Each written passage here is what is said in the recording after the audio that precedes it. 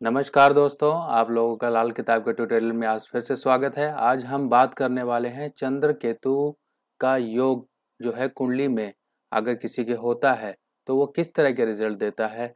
क्या negative result रहते हैं, क्या उससे संबंधित और समस्याएं जो है लाइफ में आती हैं, क्या किस तरह के जो है जीवन के पड़ाव में ये किस तरह से हमारे जो है रिजल्ट्स ये करता है।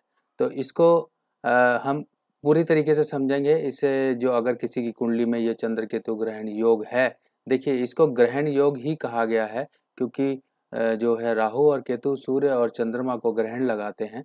तो यहाँ पर जो है हमने इसको ग्रहण योग लेकर ही चलेंगे क्योंकि यहाँ पर जो है चंद्रमा के साथ केतु का होना एक ग्रहण की स्थिति दर्शाता है। तो कई बार ये ग्रहण योग जो है अच्छे घरों में चला जाए तो अच्छे रिजल्ट्स भी दे देता है, कई बार ये जो है खराब घरों में रहे तो यहाँ पर जो है चंद्र केतु ग्रहण जो दोष संबंधी जो है दिक्कतें का लाइफ में काफ़ी ज़्यादा आती हैं। तो हम बात करते हैं चंद्र केतु के बारे में। देखिए, इससे आगे बढ़ने से पहले मैं आप लोगों का सबसे पहले तहे दिल से शुक्रिया अदा करना चाहता हूं कि आप लोगों का बहुत ही प्यार और सपोर्ट मिल रहा है। आप लोग अच्छे से वीडियोस देख रहे हैं, अपने फीडबैक दे रहे हैं, कमेंट दे रहे हैं।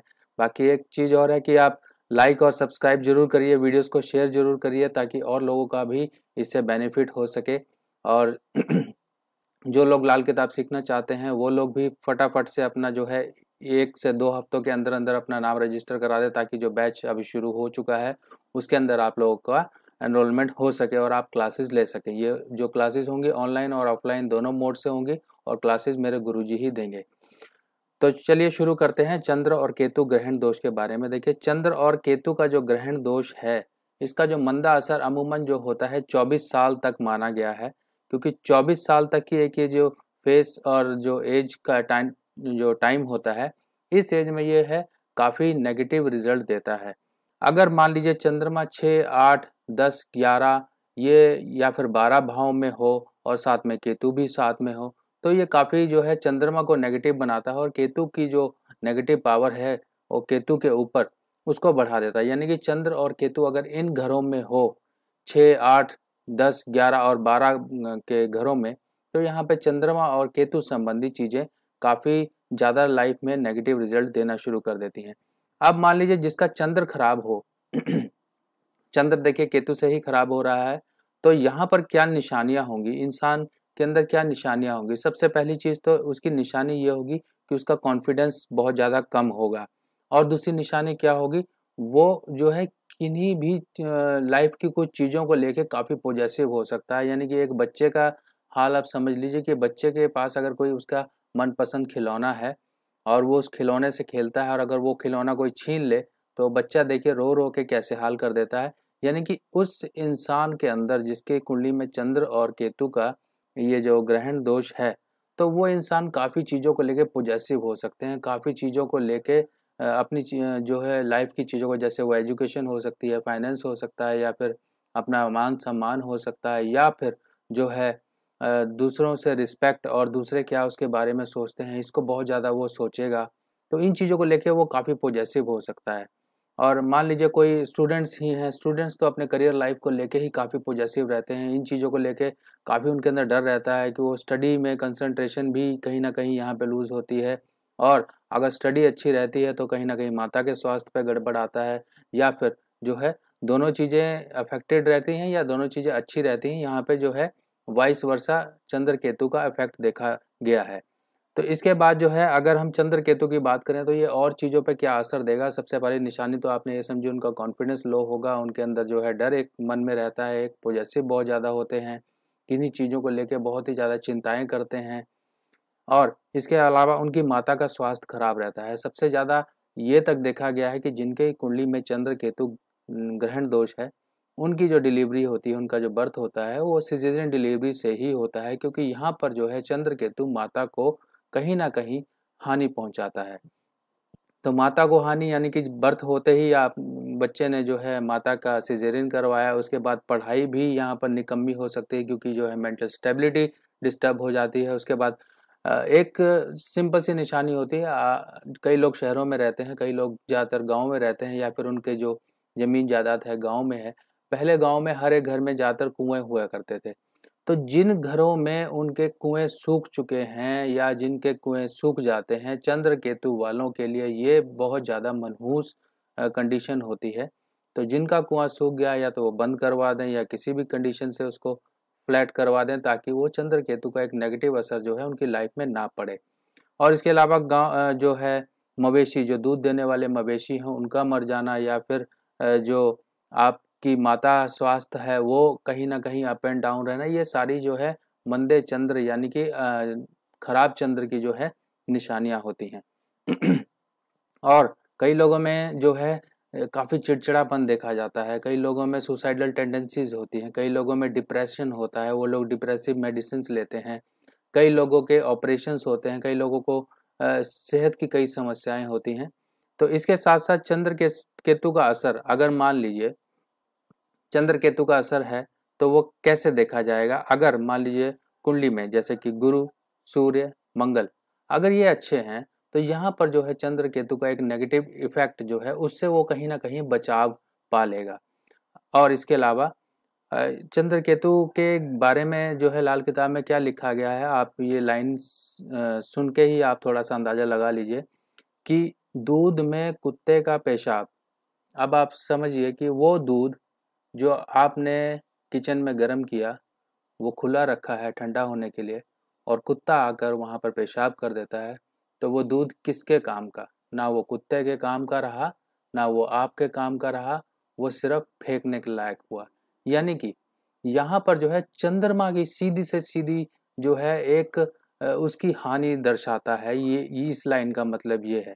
और अंधा घोड़ा, अंधा घोड़ा यानी कि आपकी जो एक डेस्टिनी है वो डायरेक्शन लेस हो, यानी कि ऐसा घोड़ा जिस पर आप सवार हैं जिसकी आंखें ही नहीं है, तो वो घोड़ा आपको कहाँ ले जाएगा? यानी कि आपके कुछ डिसीजंस गलत हो सकते हैं, आप फोकस नहीं रह सकते हो, आप अपनी जो है चीज़ों को प्लान नहीं कर सकते हो, क्योंकि कॉन्फिडेंस लेवल बिल्कुल डाउन होगा। उसके अलावा लंगड़ी माता, माता को भी दिक्कत, लंगड़ी माता, माता भी ऐसी जिनका जो है स्वास्थ्य संबंधी जो है दिक्कतें रहें। ठीक है। अब इसके अलावा दिक्कतें क्या होंगी? जिसके कुंडली में चंद्र केतु ग्रहण दोष है उनको दिक्कतें क्या हो सकती हैं?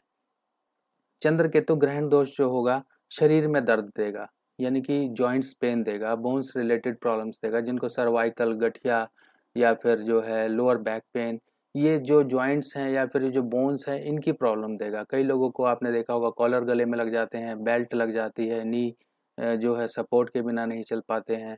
तो ये सारी चीज़ें केतु जिनका खराब होता है वहाँ पर ये चीज़ें अमूमन देखने को आती हैं।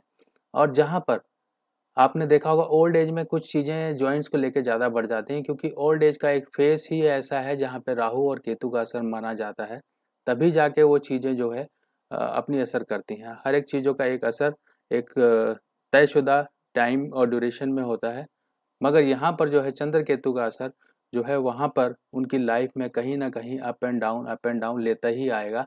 बाकी जो एक्चुअल फेस आएगा उसमें तो बहुत ज़्यादा होगा। यूरिनरी प्रॉब्लम्स, कई लोगों को यूरिनरी इन्फेक्शंस होते हैं, स्टोन्स होते हैं, कैलकुलस यानी कि गॉल ब्लैडर में, यूरिनरी ट्रैक में, यूरेथ्रा में, कहीं ना कहीं उनको जो है किडनी में स्टोन्स वगैरह होते हैं। या तो इन चीज़ों को भी हम चंद्र केतु से संबंध करके मूत्र रोग, यानी कि मूत्र रोग, जो यूरिनरी ट्रैक्ट के जितने भी इन्फेक्शंस या फिर जो प्रॉब्लम्स होंगी वो यहाँ पर चंद्र और केतु का ग्रहण दोष देगा। इसके बाद लोगों को कई बार देखा होगा आप लोगों को कि कई लोगों को चोटें बहुत ज़्यादा लगती हैं, चोटें ज़्यादा लगती हैं, उनके स्टिचेस काफ़ी ज़्यादा होते हैं। चंद्र केतु का ये असर अगर जिस घर में बैठे हैं उस संबंधी जगह में, यानी कि मान लीजिए हमने कुंडली को देखा, 12 खाने जो हैं काल पुरुष कुंडली के हिसाब से हैं, मान लीजिए वो चंद्र केतु का एक पहले घर में योग है, तो उस योग के संबंध में उसका जो सिर, उसका जो है ऊपर का हिस्सा, उस हिस्से को आप देख सकते हैं, उसके सिर के आसपास कहीं चोट होगी, उसके घर में जो है महिलाएं वगैरह हो सकती हैं उनको चोट हो सकती है, माता को हो सकती है, कहीं स्टिचेस वगैरह लगे हो सकते हैं। ये चीज़ें आप रिलेट कर सकते हैं।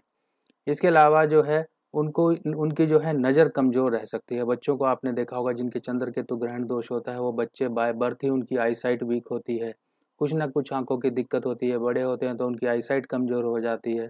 अब ये चीज़ें जब आई साइट कमज़ोर होगी, सब कुछ होगा, तो ये कहीं ना कहीं पढ़ाई में भी दिक्कत लेकर आएगा और उनकी जो एक साउंड हेल्थ कंडीशन होती है उनको डिस्टर्ब करता है।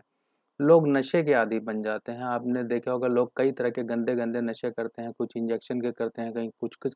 तो ये सब चीज़ें जो है चंद्र केतु यानी कि जो अंधा घोड़ा हो चुका है एक मन, वो डायरेक्शन यानी कि आपने डिसीजन ही प्रॉपर नहीं ले पाएगा, तो वो गलत संगतों और गलत आदतों में ही पड़ जाएगा। बच्चों की कुंडली में आपने देखा होगा कई लोग बच्चे कम उम्र में ही नशे के जो है शिकार हो जाते हैं। इन चीज़ों को देखना पड़ता है। अगर ये चीज़ें हैं तो उनके उपाय भी अभी मैं आपको पोस्ट में बताऊंगा कैसे उपाय किए जाते हैं। अब चंद्र जो है फाइनेंस और माया और आपकी डेली इनकम का भी जो है एक सोर्स माना गया है। अगर चंद्र केतु होगा तो फाइनेंशियल स्टेबिलिटी जो है आपकी डिस्टर्ब हो जाएगी, आप लोग फाइनेंशियली प्रॉब्लम में रहेंगे, कर्जा होगा, आपके पैसे जुड़ेंगे नहीं, पैसा आएगा और पता नहीं कहाँ से निकल जाएगा। ये चीज़ें भी अमूमन देखी जाती हैं। अब इनके उपाय क्या होते हैं? मान लीजिए चंद्र कुंडली में किसी के कुंडली में चंद्र केतु का ग्रहण दोष है, तो सिंपल एक रेमेडी ये है कि जब भी चंद्र ग्रहण हो, चंद्र ग्रहण से पहले जो है आप चंद्र की चीज़ें यानी कि एक मुट्ठी चावल ले लीजिए, केतु की चीज़ें जैसे खटाई होती है जैसे इमली आप ले लीजिए, या फिर आप लहसुन ले सकते हैं, या फिर आप तिल ले सकते हैं। तिल लेके काले कपड़े में लपेट लीजिए और जब ग्रहण हो तब अपने सिरहाने रखिए या सिर से घुमा के जब ग्रहण खत्म हो नेक्स्ट डे उसको जल प्रवाह कर दीजिए। तो ये जो है एक रेमेडी एक अच्छे चंद्रमा को अच्छा करने के लिए होती है।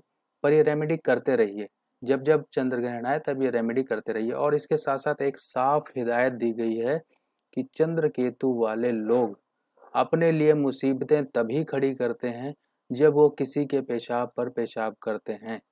यानी कि आप कहीं पब्लिक टॉयलेट में गए, आप अपने घर में ही हैं, जब भी आप टॉयलेट यूज़ करें तो फ्लश ज़रूर करें। ये एक साफ हिदायत है, क्योंकि आपने अगर ये किया तो आपकी मुसीबतें कम नहीं होंगी, बढ़ेंगी। और इसके साथ साथ चंद्र केतु के लिए क्या उपाय होते हैं? अगर मान लीजिए बच्चों को ये प्रॉब्लम होती है, छोटे बच्चों को जिनको निमोनिया वगैरह हो जाता है, उनके क्योंकि चंद्रमा जो है हमारे शरीर में जो है एक इम्यूनिटी का भी कारक है, तो उनको निमोनिया वगैरह बच्चों को जल्दी होता है, सर्दी जुकाम जल्दी होता है, तो उनके पैर में जो है चांदी का, जिसे हम कड़ा बोलते हैं बिना जोड़ का, चांदी का पैर में, क्योंकि पैर केतु को माना गया है। केतु तभी कंट्रोल होगा जब चंद्रमा की हम उसको सपोर्ट देंगे। तो यहाँ पर केतु को कंट्रोल करने के लिए चांदी का कड़ा बिना जोड़ का उसके पैर में डाला जाता है। इसके अलावा जो है रात को ये लोग जिनके चंद्रमा केतु का एक योग है वो रात को दूध ना पिएं और बुध का दान करते रहें, क्योंकि यहाँ पर चंद्रमा और बुध जो है एक सपोर्ट है। बुध जो है एक सपोर्ट है चंद्रमा के लिए। बुध का दान करेंगे, बुध को अच्छा करेंगे, तभी चंद्रमा अच्छा हो पाएगा। क्योंकि अगर मान लीजिए चंद्रमा खराब है तो आपके सूर्य, बृहस्पति और मंगल ये भी नेगेटिव हो जाते हैं, क्योंकि ये अपनी बलाएं अब नर ग्रहों पे डाल के उनको भी खराब करते हैं। तो चंद्रमा को सही रखने के लिए इन चीज़ों का काम आप करते रहें। तो चलिए दोस्तों, अब एक और चीज़ और थी कि मैंने पूछा था आप लोगों से, बाकी मेरे को कई लोगों के जो है कमेंट्स और फीडबैक और मैसेजेस भी आए, पर मैंने अभी डिस्क्लोज़ नहीं किए। मैं सिर्फ देखना चाहता हूँ कि आप कितने लेवल तक स्टडी कर रहे हैं और आप किताबों में जो है कैसे चीज़ फाइंड आउट करते हैं। मैंने आपसे पूछा था सुपुर्दम बतो माए खुशरा तू दानी हिसाबे कमो बेशरा, इसका मतलब क्या है? और मैं आज फिर इस पोस्ट के ज़रिए पूछ रहा हूँ। मुझे पता है और मैं आपको बताऊंगा भी पूरे डिटेल में, पर मैं ये चेक करना चाहता हूँ कि कितने लोग सिंसियरली किताब पढ़ रहे हैं और ये किताब में ही दिया हुआ है।